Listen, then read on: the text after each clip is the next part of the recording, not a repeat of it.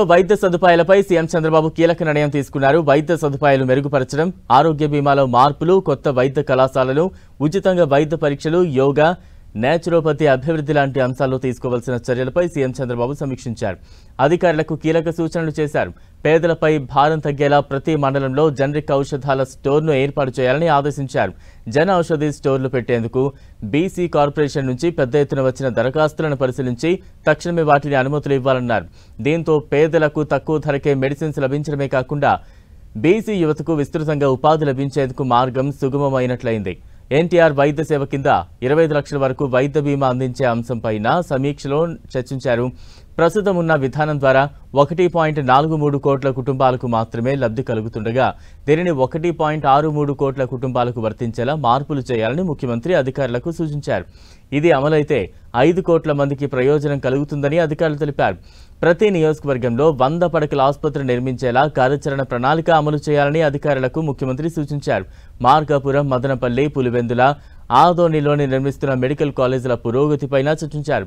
రాష్ట్రంలో ప్రస్తుతం ప్రతి 1000 మంది జనాభాకు 2.24 బెడ్స్ ఉండగా వరల్డ్ హెల్త్ ఆర్గనైజేషన్ నిర్దేశాల ప్రకారం 3 బెడ్లు ఉండాలని సూచించింది అని అన్నారు.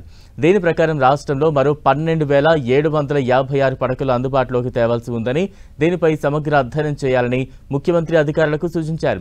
వివిధ వ్యాధులతో చికిత్స పొందేందుకు ఆసుపత్రులకు రావడం కన్నా అనారోగ్యం పాలవ్వకుండా ముందుగానే జాగ్రత్తలు పడేలా ప్రజలంతా ఆరోగ్య సూత్రాలు పాటించేలా అవగాహన కల్పించాలని ముఖ్యమంత్రి అధికారులకు చెప్పారు. ఇందుకోసం యోగా, నేచురోపతిని ప్రమోట్ చేసేలా యోగా ప్రచార పరిషత్ ఏర్పాటు చేయాలని అధికారులను ఆదేశించారు. 3 రీజనల్ స్టడీ సెంటర్లలో 64 మంది సభ్యులను నియమించేందుకు అనుమతించారు.